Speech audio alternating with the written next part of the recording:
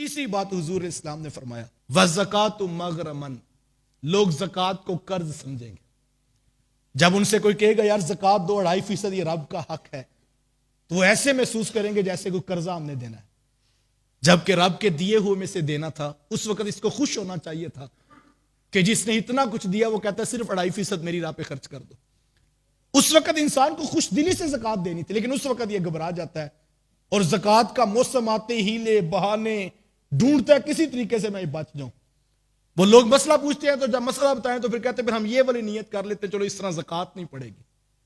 اور میں کہتا ہوں کتنا نادان انسان ہے، وہ کہتا ہے تم صرف گن کے 2.5% دو، میں تمہیں اتنا دوں گا کہ تم حساب ہی نہیں کر سکو گے۔ وہ کہتا ہے میں اتنا دوں گا، اور یہ سمجھتا اب یہ تو مصیبت بن گئی، اب قرض، اب رمضان بھی آ رہا ہے تو زکوٰۃ دوں گا کیسے؟ یہ اس کو قرض سمجھتا ہے، بوجھ سمجھتا ہے، جبکہ یہ تو خوش دلی سے ادا کرنی تھی۔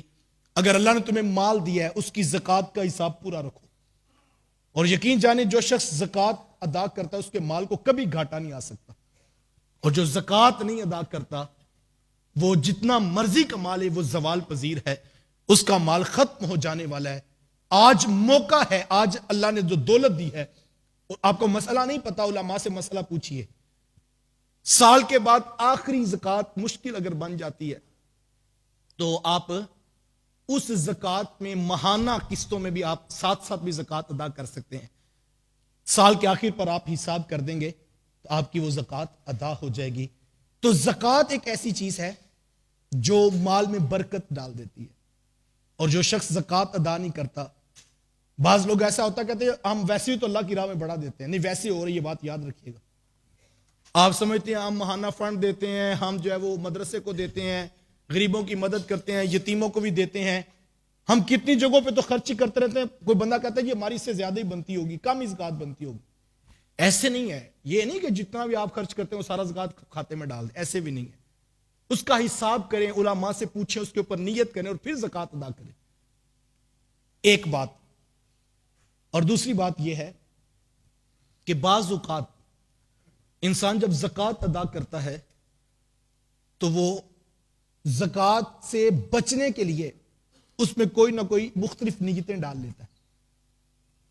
تو میں یہ کہتا ہوں یار دھوکہ کس کو دے رہے ہو؟ اس کو جو بند سینوں کے راز بھی جانتا ہے۔ کیا اس کو نہیں پتا کہ کس نے کس نیت سے پلاٹ خریدا تھا؟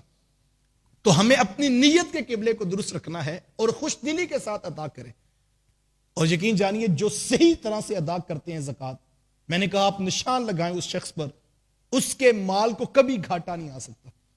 اور جو زکوٰۃ ادا کرنے کی نیت رکھتے ہیں اللہ ان کے لیے ہواؤں کے رخ موڑ دیتا ہے، اور اللہ ان کے لیے اسباب رزق کھول دیتا ہے۔ جب انسان تیقن کر لیتا ہے کہ میرا رب مجھے عطا کرے گا تو وہ لوگوں کے دلوں میں بھی ڈال دیتا ہے۔ وہ فرماتا ہے میں وہاں سے عطا کروں گا جہاں سے تم سوچ بھی نہیں سکتے ہو، وہاں سے وہ دینے پر قادر ہے۔